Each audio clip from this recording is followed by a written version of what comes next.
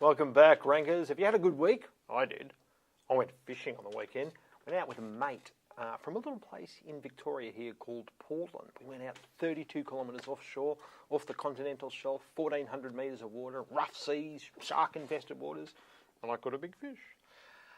Now, the reason I tell you that story is really just a brag. I've got no segue at all. But I want to talk to you today about e-commerce. I want to talk to you about some of the common mistakes we see from an e-commerce SEO perspective, and a nice little report that you can set up in Google Analytics that you may not know about that can give you a lot of insight into where you should be spending your money. The first thing that we always see without fail with e-commerce sites is lots and lots of 404 errors. Now, you remember 404 errors, they're basically these not found errors. So basically the mistakes that the Google bot has come along, it's for some reason followed a link and to a page, and it's gone to go to that page and index it, and it's not there. It may have known about it before, it might be linked externally, or it might be linked internally in the site itself. The typical reason that we see lots of these 404 errors in e-commerce sites is because e-commerce sites being e-commerce sites, they discontinue products, or they have special products that just come in and they're a once-off. And what happens is that the publishers just say, okay, we're not doing that product anymore, switch off the page. Problem with that is that it tends to create a lot of 404s. Now, Google will tell you that, you know what, if the thing doesn't exist anymore, you should just let us know it's a 404, and we will somehow, in our wisdom, eventually realise that it's not there and we'll discount it. Now, what happens in that situation, though, is that you will see your index of pages in the Google index go up and up and up and up, and there'll be a time lag. You know, when you go into a site, your web address search in Google, and there will be a time lag from the time that you delete the page to the time that Google finds it, to the time that Google realizes, it's not there anymore. Well, we'll take that out of the index. And what happens is when you go and do that site colon search, you'll find, if you've got an e-commerce site, typically, that you will have way too many pages in the index to what you actually have. Sometimes it's hundreds of thousands if the site's an old one, and you might only have 1,000 products. We see it happen all the time. The reason that's an issue is because Google is assessing your ranking by what it has in the index. So you've got to stop that. So there are a couple of ways that you can do it, and there are a couple of schools of thought on this, and you will need to speak to your own developers to work out what's best for you, because every e-commerce site is different depending on what CMS and everything else it's built in. But if you're going to discontinue a product, there are a few options. You can permanently redirect the page that was there to, say, a new equivalent page. That may not be appropriate for a lot of sites, so you might want to just keep the page there, but on that page, say this product has been discontinued, and then place a link to a new equivalent product.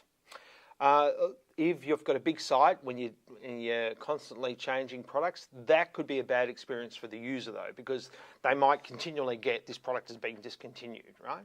Or you can put an archive section of the site and have it so it's in a section that the user won't ordinarily just easily find. Maybe exclude it from internal search on the site, those sorts of things. If you do either of the latter, the page will return 200 OK. For me, I prefer to redirect to an equivalent page if you can. The main thing you should do, though, is that if you really do have to delete the page and 301 it, make sure you don't have any links to that page, that URL that you're 301ing, in your existing site navigation. Because why would you permanently redirect a page and then link to the old page within your own site? It makes no sense. And we see people do this in their site maps as well. Don't do it. And this is a typical scenario.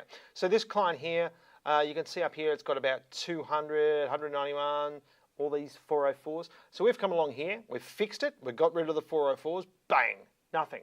But then you see gradually, over the last few weeks, it's climbing up again because they're discontinuing products.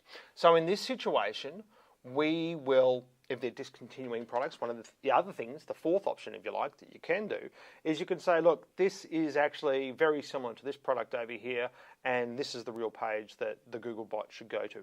And you have what's called a canonical tag.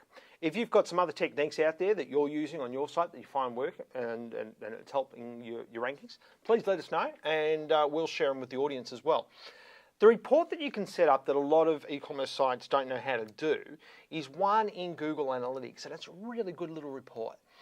And I call it goals by traffic source because that's what it is. So that's what I call it.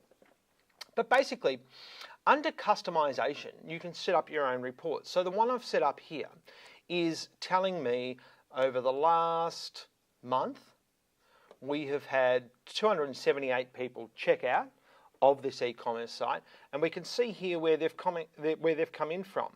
So, like this client, they're spending money with the comparisons shopping engines like GetPrice, ShopBot, ShopWiki, and all the other ones, My Shopping. So they're spending money with those. So they can see exactly what that translates to in dollars in the bank.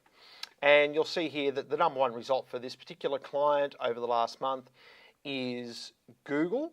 They have the most transactions, and they have the second highest average sale value. And interestingly, Bing has the highest sale value. I don't know why. Just, nowhere near as many sales.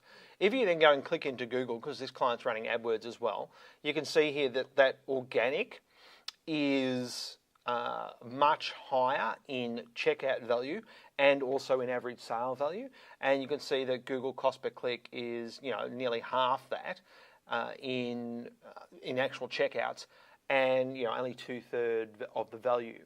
So you can start to see, well, I'll throw more money at that area, I'll stop spending money on that area. You can take this report even further by looking at this Google data and having your keywords display in there by adding another dimension under,